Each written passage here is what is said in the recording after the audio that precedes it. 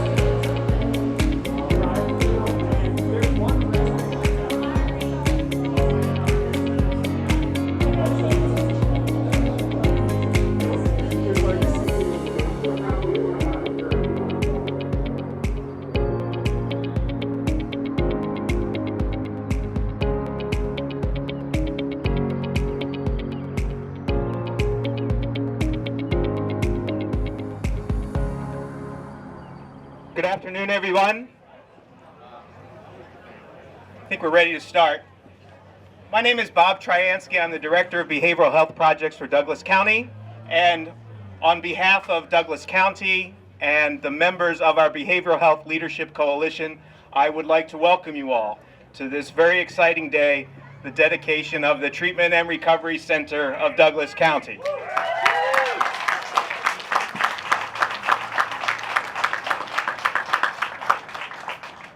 For many of us, in fact, maybe for too many of us, today has been a long time coming. And I know there are so many possible reasons each of you might be here. Some of you might be here because 6 years ago, you were one of 1,000 or so people who found yourself sitting in something called a house meeting. And when you're asked the question, what keeps you up at night? What makes you angry? You found yourself saying, I know somebody who desperately needs better care for their mental health and well-being, but for some reason, they can't seem to get the care they need. Somebody should do something about that. You might be here because you're one of thousands of first responders, healthcare workers, primary care physicians, lawyers, judges, pastors, small business owners, teachers, social workers, addiction counselors, therapists, recovery coaches, and peer specialists who for years have been saying, I see people every day who desperately need better care for their mental health and well-being. They need the right meds to treat their illness. They need effective treatment for their addiction. They need adequate funds to pay for their treatment. They need support for their recovery journey. And I'm tired of watching them suffer and decline because they can't get the care they deserve. We should do something about that. You might be here today because, like me, you are a person with lived experience. Or you may love a person with lived experience. Or you may have lost a person with lived experience. Painful, personal, direct, lived experience. With serious mental illness, with childhood trauma, domestic violence, homelessness, substance use, suicidal ideation, yet you have been courageous and resilient and persistent enough to discover the treatment works. People recover. And life's worth living when people get the help they need to find the right care in the right place at the right time. So many of you are here today because you have been willing to say, I want to do something about this. And you might be here today because we have been fortunate enough and privileged to have you in a leadership role. Volunteer, elected, appointed, Democrat, Republican, undecided, autocratic, democratic, laissez-faire. And you've been willing to exercise leadership, to take a risk, to make an investment and a commitment that we can and we will do something about this. So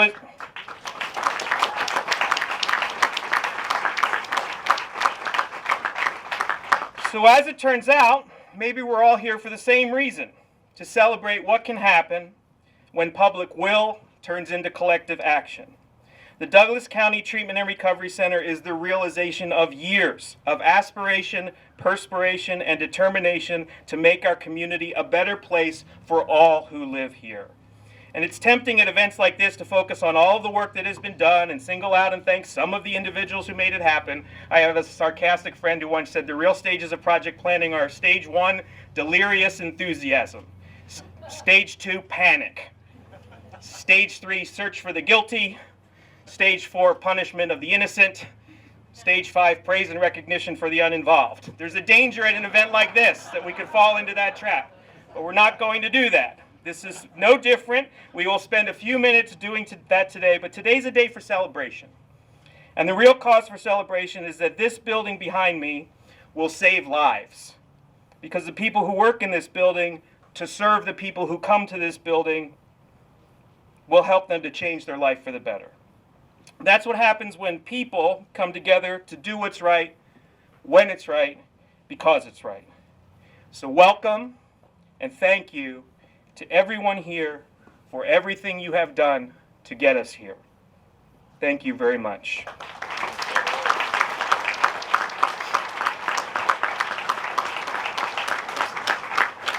We will keep our remarks short and our thank yous brief, and I would just apologize up front. There's somebody we'll miss, and I apologize. We've done everything we can to be really judicious with this list, but I want to make sure that you know who some of the leaders are who have really made this happen with the Behavioral Health Leadership Coalition. 5 or 6 years ago, a group of CEOs, high-level, executive-level leaders in our community got together and they said, we want to do something about this. And they represent a number of agencies and organizations that you've heard of before, and varieties of faces and voices. I want to recognize Amalia Monroe Golick, who has been a tireless champion for the lived experience perspective.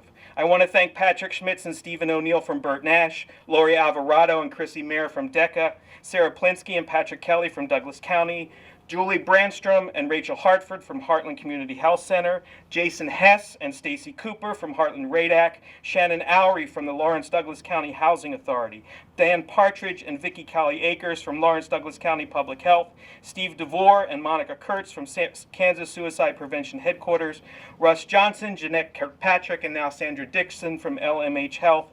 Please join me in thanking, from the bottom of our hearts, the leaders in this community who have made this happen.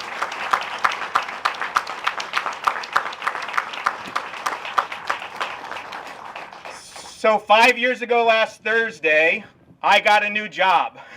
And the job description was, you have 4 bosses, a county administrator and 3 county commissioners. You have 8 supervisors. I just read their names. You have no staff.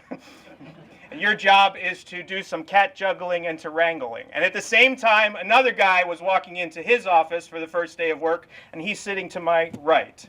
His name is Patrick Schmitz, and he's the CEO of Burt Nash Community Mental Health Center, soon to be Burt Nash Certified Community Behavioral Health Clinic, or CCBHC.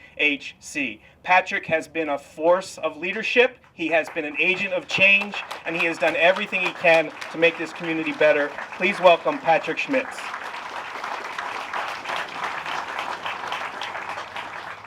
When they said I was going to follow Bob, I didn't realize how powerful you were going to be today. I should have known, right? So never easy to follow him. You know, when I started here 5 years ago, my predecessor, Dave Johnson, and I were standing up in that office over there, and he pulled out from his desk an obituary. He had had this obituary since 2005, and this is a young lady. He said, Patrick,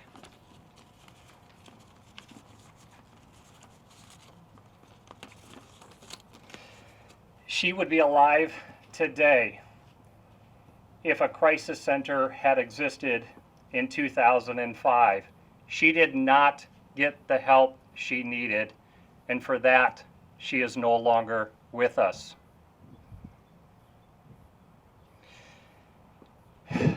As we talked on in the weeks going through our transition, we started to get excited about what was possible because things were heating up.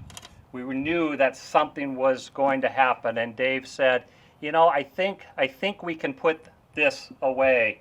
And I said, Dave, no, we can't. It's not done yet. We need to keep it. And since that day, that obituary has had an honored spot on my shelf to remind me of why we were doing this difficult work. That obituary was one of Dave's inspirations for his work on this project, and it remained mine through these past 5 years. Because we know that this facility will save the lives of our friends, our families, our co-workers, our neighbors, the people that we love. This was not an easy process, but I do want to take a moment, and Bob's already acknowledged quite a few people. I want to acknowledge Dave and the other leadership, past and present, from the Burt Nash Center, our board of directors, our endowment board, and all of our supporters, past and present, who have helped create what is behind us today. I want to thank the citizens of Douglas County for their trust in us, in their support in making this possible. There is no other facility like this in Kansas, and I would dare say there is no other facility like this in a town our size anywhere else in the nation. Since that chilly day in October of 2020, I've had a front row seat to watch this grow from a dirt lot into what we see behind us today. And I would often think about the countless lives that over the next 10 years, 20 years, 30 years, that will be saved and changed because of the hard work that was done here. Bob's already acknowledged a lot of our community members, so thank you for taking care of that. But I tell you, we sat in tireless meetings, right, Jeanette? Countless meetings, arguing, fighting through what we thought our vision was, and having to set that aside and say what's really possible and what's really best for our community and ultimately for the people that we are here to serve, our fellow citizens. So the turf battles, all of that ego set aside to get us here today. This is, as Bob said, a shining example of what's possible when individuals and agencies and government come together in an effort to better the lives of those we are here to serve. So Dave, I think it is now time that we can go ahead and put this obituary away, because that day is finally here. Now, the people like this young lady have a facility where they can come when they need it at their time of desperation and despair. No longer do they have to suffer alone. Thank you.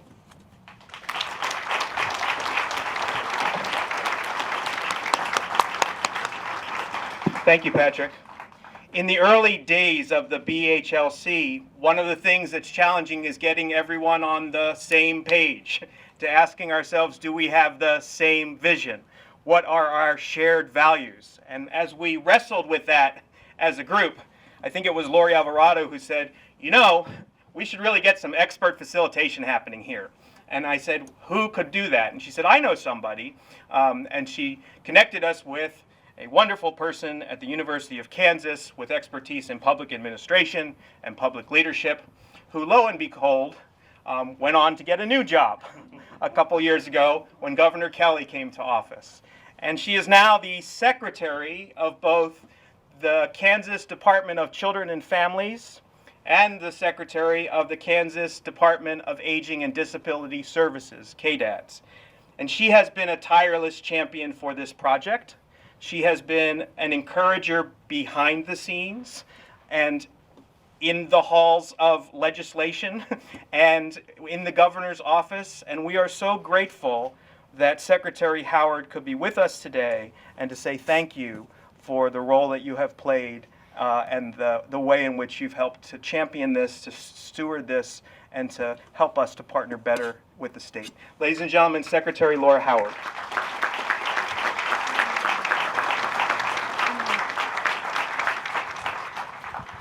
Thank you, Bob. Those are two speakers that are pretty hard to follow. You know, this project is really near and dear to my heart. You know, first because, you know, I'm a citizen here. You know, I'm a Lawrencian myself, and it's nice to be a part and be engaged in an effort in my own community and with issues that I care deeply about. So I'm so pleased to be here as representing KDADS, the state of Kansas, and really pleased to have been able to be an early funding partner for this project. And the ability to be that early funding partner, though, means that I also need to thank members of the Kansas legislature and more than one Kansas governor who stepped up to support additional funding for crisis centers in the state and provide a targeted funding source that gave us the ability as an agency to provide some grant funding and support. So I would thank the legislature and governors for the role that they played in recognizing that these are important issues and creating that dedicated source that we could provide some funding and be that funding partner. You know, I also, so again, thank you to all those. You know, I also wanted to comment just a little bit, to build a bit on a few comments that have been made, I think, by both of the last couple of speakers.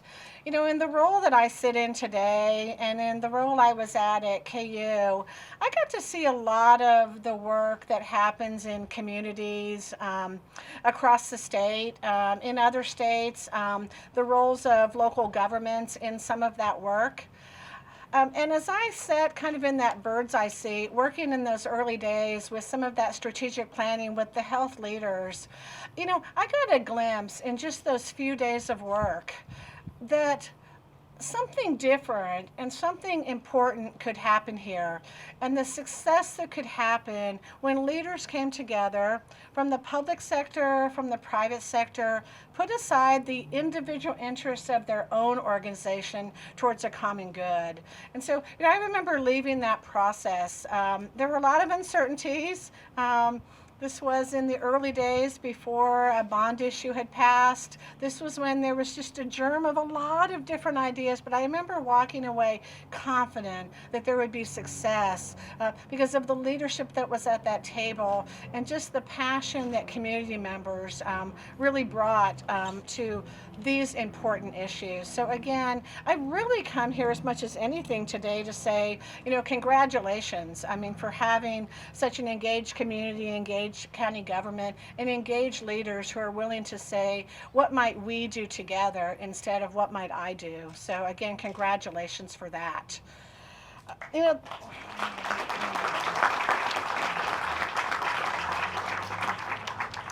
I got a chance to tour the center a couple of weeks ago, and I thank Bob and George for giving me the opportunity to do that.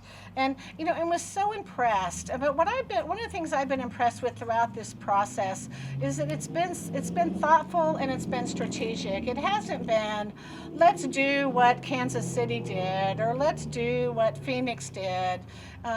It's been, let's learn and understand what other people did, but let's really take the time to understand what we need here in Douglas County, what our citizens need, how we might best meet those needs, and how we might have some elements maybe that others haven't thought to include in centers like this. And it's true, this will be unique in the state of Kansas. This will end up becoming the first center that plays a role as a crisis intervention center, and you should be very proud of the strategic effort and energy that went into create the many facets of this center that you'll see today as you have the chance to visit with it, go inside, see the peace, just the feeling of the space when you go inside. I mean, it just really tells a lot about the heart and soul that's underneath and behind this project. So again, thanks for the chance to be here with you today, and congratulations on what will be just a wonderful service for the citizens of this county. Thank you so much.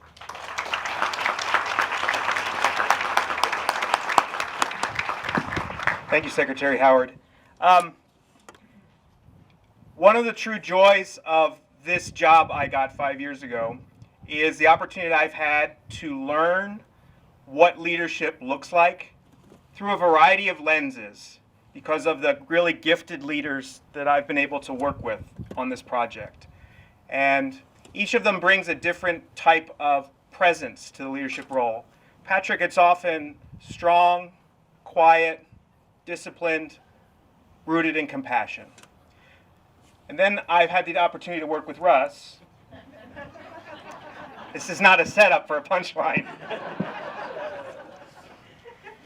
But I have learned so much from Russ about how to keep a coalition together while it moves forward as the work is difficult, and by continually coming back to what is our vision, what is our mission, what is our strategy at 30,000 feet, and how do we ensure that we deliver on that promise. Russ is a tireless champion for this community to have a partner in lifelong health, and I think every one of us has learned so much by being with him in his presence at the tables that we've sat in. And one of the things I really like about Russ is, in addition to being serious, in addition to being thoughtful and strategic, I remember one of the first parts of the activity that Laura put us through. The question was, what do we want to have out of this coalition? And Russ said, can we have a little bit of fun? So please welcome the CEO of LMH Health, Russ Johnson.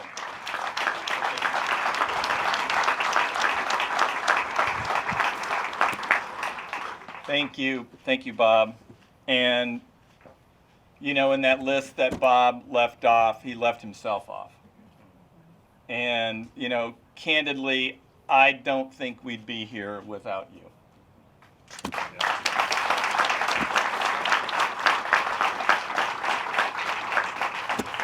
So this is really an amazing day.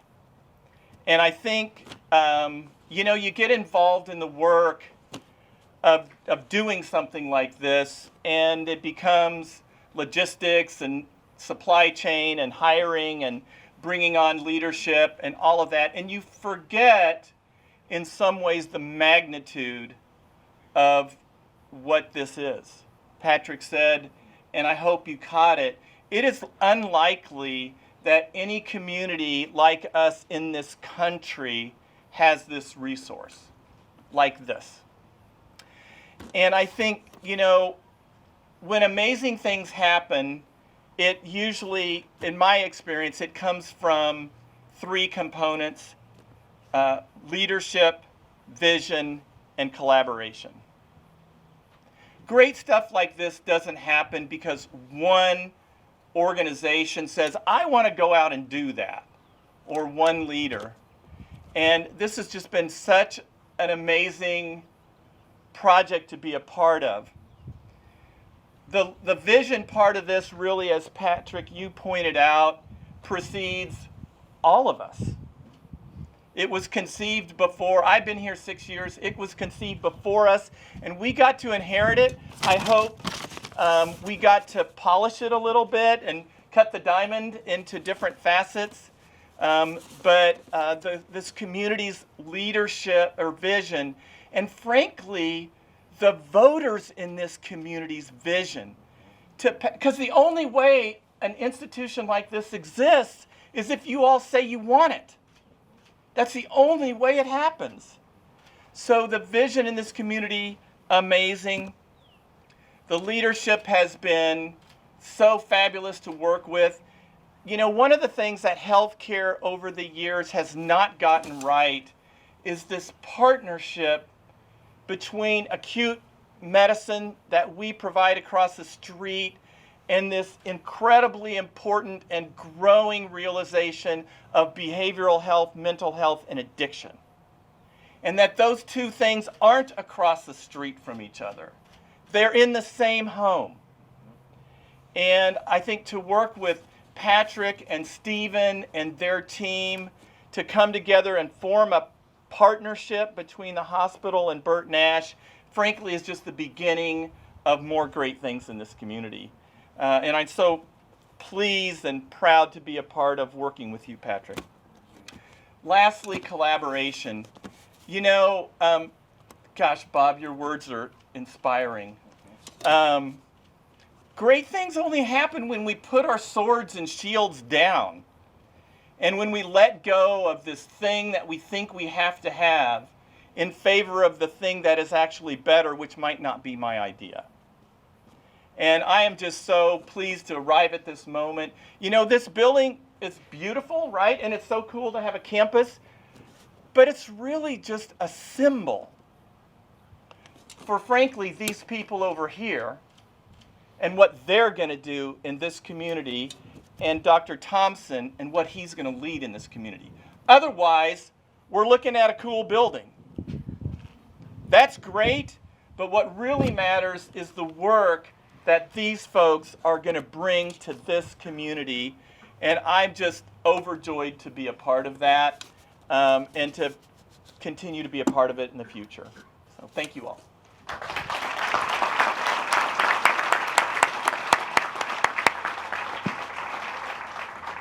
One of the other things I've learned as I've sat and listened to these leaders wrangle with how to realize a common vision is the question of sustainability. And how does a coalition hold together? How does the mission stay true? And how do you do that over the years as CEOs come and go, as staff changes, as there's turnover and unexpected, global pandemics that insert themselves into the process? The leadership has to be durable across administrations, across generations. We've had several generations of county leadership. And last year, we welcomed some new county commissioners on board.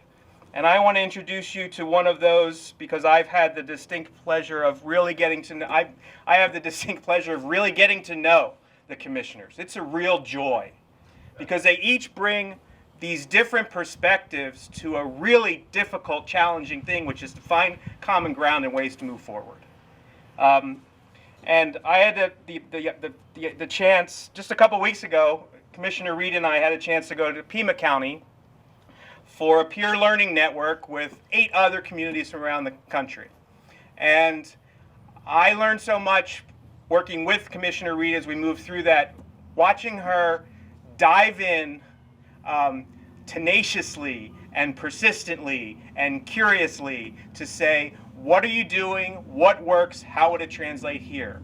What have you learned from what didn't work? How can we avoid making those mistakes? How can we collaborate? Can I have your card? Let's follow up. She has been tirelessly building relationships outside of our community so that we can learn, so that we can grow, and we can continue to leverage that expertise so that we can make the community better.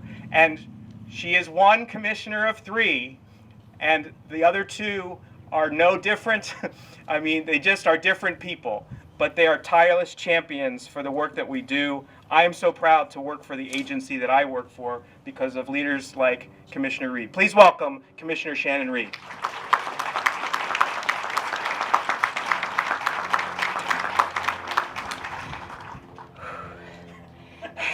Thank you.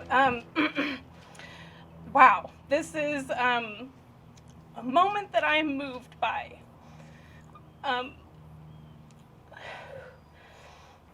We all gathered here this evening in order to celebrate a tangible milestone, a manifestation of a vision that this community had.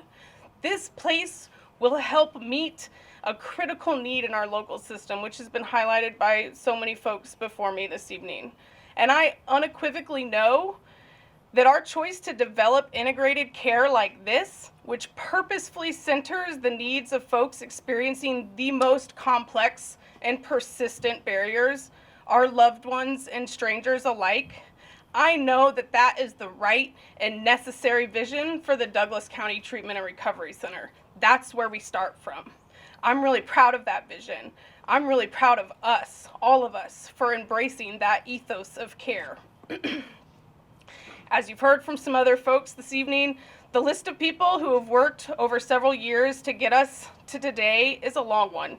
However, I want to honor a few key folks and offer my deep gratitude for their dedicated commitments to making Douglas County's vision a reality. Longtime County Administrator Greg Weinog, current County Administrator Sarah Plinsky and Assistant County Administrator Jill Joliker, former Commissioners Mike Gahn, Nancy Thelman, and Michelle DeRusso, fellow Commissioners Patrick Kelly and Shannon Portillo, Director of Behavioral Health Projects Bob Trayansky, Capital Projects Director Jay Zemershed, Trainer HL Architects and Marland Construction for this beautiful, well-designed building. I have deep appreciation to all of you for the complicated, persistent, and mission-driven work of getting us to now. Your contributions are huge. I know there was no simple task, but I know there were plenty of worthwhile ones. I also want to speak to the incredible power of a truly engaged and participatory electorate who can and do create real change by casting their ballots in our elections.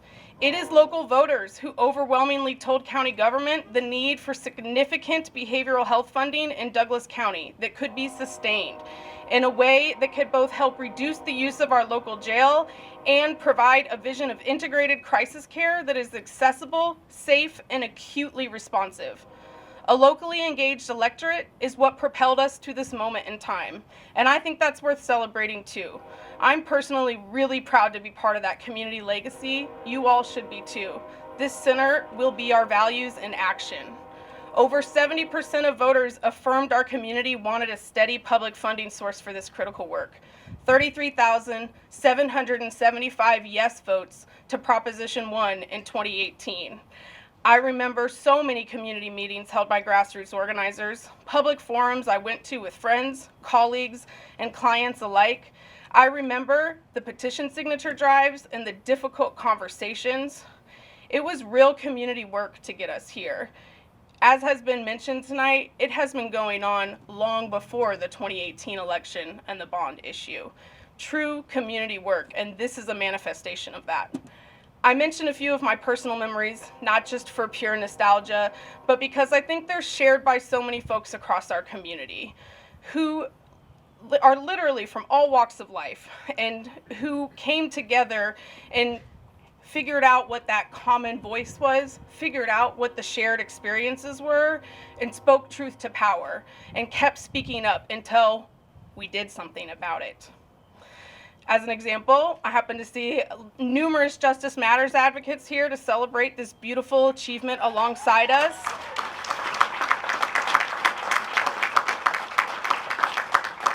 And as a community organizer, I am so deeply appreciative of your network for such tenacity over time and your help in sparking critical community conversations. I watched y'all empower so many folks who had stories to share, and you gave them space to let us know about their lived experiences, to share those experiences over the years so that we could create something in response to that. Thank you for that meaningful and diligent work. Lastly, I want to say that although we are here to celebrate a joyous moment of such an incredible moment, I also have to say, because I know it's felt amongst many of you too, that I have heavy on my heart so many stories and memories of lost loved ones in this community who've completed suicide or fatally overdosed because of the lack of access to safe and effective crisis interventions. I can look at this treatment and recovery center today and I can see faces of some people I once knew who really needed a place like this to come to. The truth is, there are tragic failures of all our systems across this state and this nation. Failures which cannot be absolved now, but which I hope that we in Douglas County can make meaningful amends for our local community and support people's healing for generations to come. I wholeheartedly believe that this center will save lives and it will improve lives. I choose to focus on that hope and what is possible in our community. Thank you for this place, Douglas County.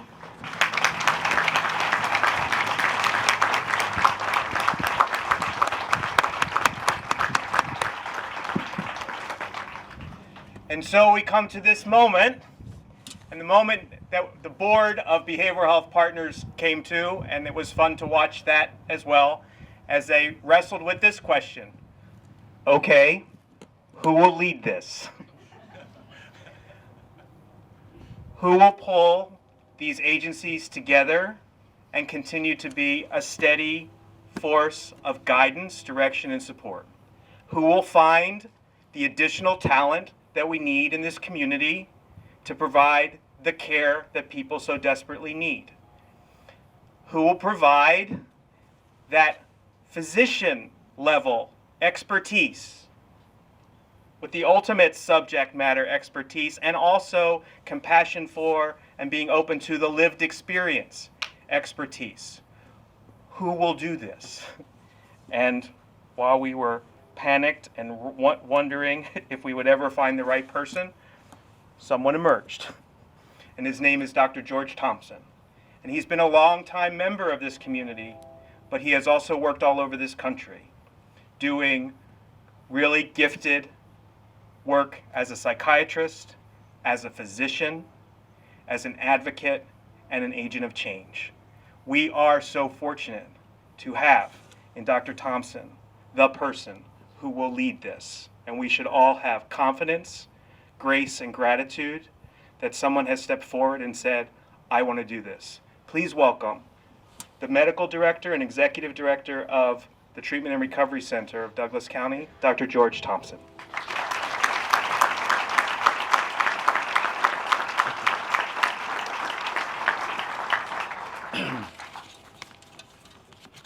Well, Bob.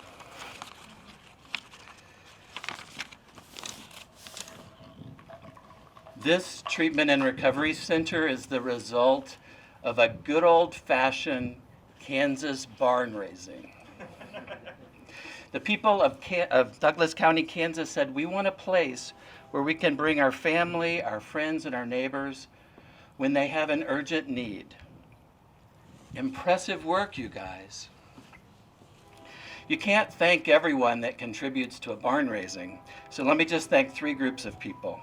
But there's hundreds more that deserve my recognition, and you know who you are. So please hold your applause until I name all 3 groups. So first, I'd like to thank our friends from Connections Health Solutions in Arizona, who've been leaders in developing psychiatric emergency facilities across this country. They've had a vision, and they also have the desire to share what they know. And so we have here today from Connections in Phoenix, Dr. Robert Williamson, who's their medical director. We also have a young artist here from Van Gogh. You probably all know the Van Gogh benches. And he is in the process of creating a masterpiece bench for our foyer to convey welcome, inclusion, and humanity. And so we have our artist, Ian, as well as the co-executive director of Van Gogh, Kristen Malloy. And then finally, I want to thank my leadership team for trusting in this vision and for their tireless efforts to make this vision a reality. So we have our Director of Operations, Santana White, our Clinical Manager, Luke Meyer, our Nurse Manager, Tricia Dillingham, our Educator, Jesse Belt, and our Executive Assistant, Sarah Robertson, along with a lot of other of our staff who are all wearing green TRC t-shirts. So let's give these 3 groups a warm Kansas round of applause.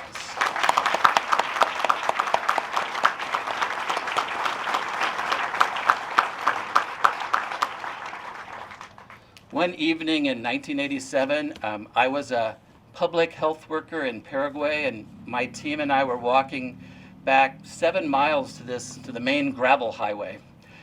The sun went down, and the clouds came over and made it so dark we couldn't see anything. But off to our left at a certain point, we noticed a farmhouse with a candle burning. And because it was so dark, that light was very clear. You could see it without a doubt. Because of the darkness, that light was visible. And a psychiatric crisis is like that darkness. It's scary, but for trusted companions. But in those darkest moments, if you know how to look, the light that makes us who we really are is most visible. So when you or your loved ones come to the Treatment and Recovery Center, my team and I are going to become your companions for a while. We'll do our best to understand what you're going through, to comfort you, and to get you the help you need. And we'll look through the darkness to find where your light still shines. Because this is such a profound mission, I asked poet Rhonda Miller if she could give voice to what this Treatment and Recovery Center means to us as individuals, to us as a community, and to us as humans. Rhonda's published 5 volumes of her own poetry, served as the president of the Kansas Authors Club, and is on the board of the Writers' Place in Kansas City. She's currently teaching a course in the Johnson County Jail called The Importance of Voice in Trauma Transformation, However You Dance. So please join me here for a second, Rhonda.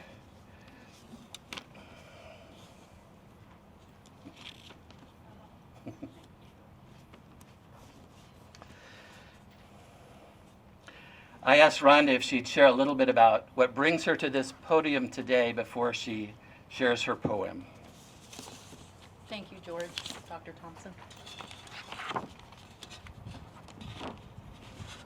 I am honored to be presenting today for many reasons.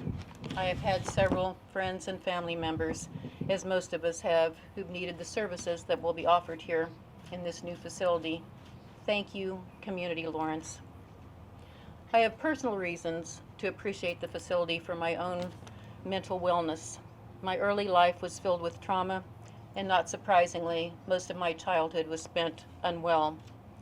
At 18, I attempted suicide and was hospitalized for 7 weeks. I've had numerous wonderful decades in this community as I raised my children and worked within the community. Then in December of 2020, I received shocking news and once again became suicidal. I did not know who to reach out to. I sat in silence and alone. This facility, is where I would have gone if it would have been in existence. I'm happy to say that I am currently receiving EMDR treatment at Burt Nash for post-traumatic stress disorder. It is helping me immensely. Years ago, creative writing became a way for me to express myself when my voice was silenced by grief and trauma. I now teach others to use writing to transform their trauma. My students, Emma, Mustafa, Charles, Donovan, Trenton, and Jonathan, collaborated with me on the following poem. It is called Guiding Light. Come in, we welcome you. We are the gift that Douglas County gave to ourselves. This is not the end, but the start of your future and where your story begins.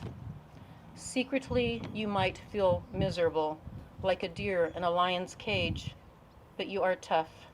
You are not lost, trying to kick crisis out alone. It does not live with you anymore. Crisis walked you here, but community opened the door where silence is respected and your voice is heard. You're not alone on your journey when you need help. Hope and wellness are felt in the garden and fulfilled within rooms where rest, safety, and compassion are available for your needs.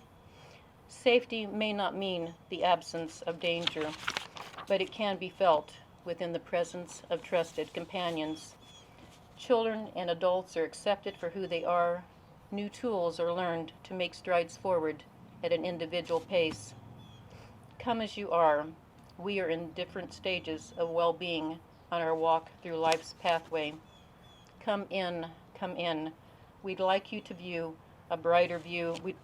place than you've seen before. Opportunity is yours to choose. Come in. A light is on. We'll meet you at the door.